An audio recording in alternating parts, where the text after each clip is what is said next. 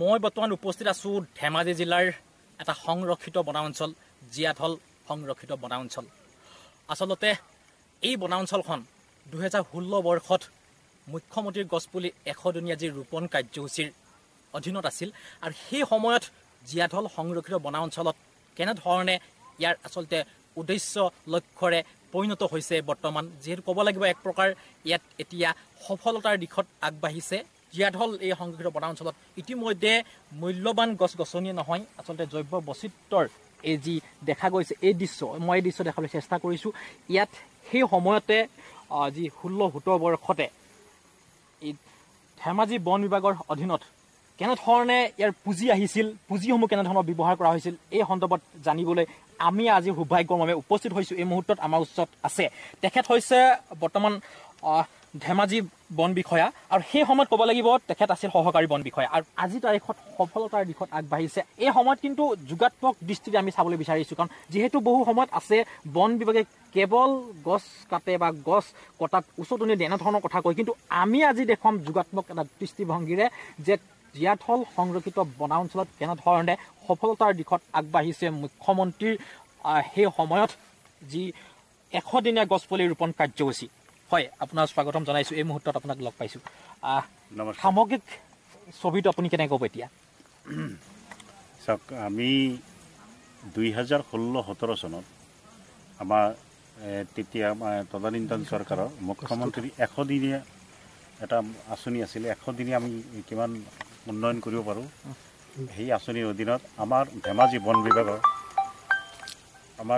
বন বিভাগৰ অধীনত আমি 50 হেক্টৰ ব্লক প্লেণ্টেশ্যনৰ আঁচনি লৈছিলোঁ 16-17ত। এই জীয়াঢল সংৰক্ষিত বনাঞ্চলৰ মুঠ মাটিকালি হ'ল 1816 হেক্টৰ।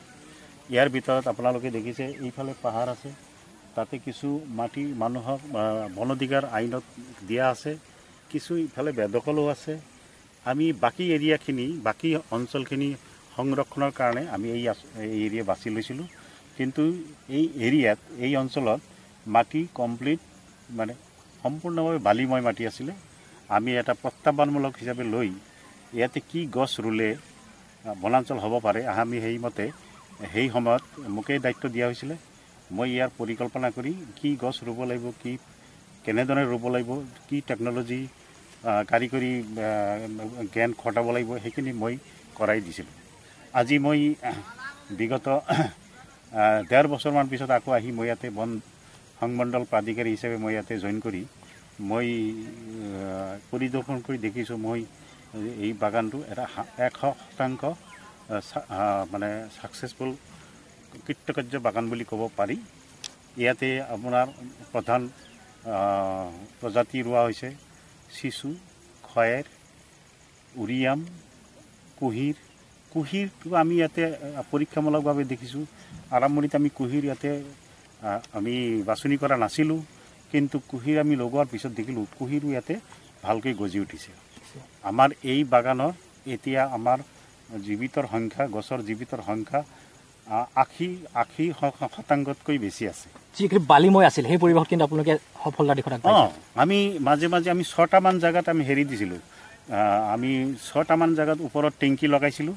টেংকিৰ পৰা পানী ওলাই লৈ আমি শুকান যেতিয়া খৰাং বতৰত আছিলে আমি গছৰ গুৰি পানী দিছিলোঁ, গছৰ পাত দিছিলোঁ, আৰু আমি গোবৰৰ লগত অন্যান্য পাত চাত মিলাই লৈ গছত সদায় দি থাকিছিলোঁ যাতে গছ শুকাই নাযায়। এই কৰি আমি গছখিনি বচাইছিলোঁ। আজি আপুনি দেখিছে এই অঞ্চলৰ অন্তত জলবায়ু কিবা পৰিৱৰ্তন হোৱা যেন লাগিছে। আগন্তুক দিনত আমাৰ এই অঞ্চলত আৰু বাগান কৰাৰ উদ্দেশ্য আছে।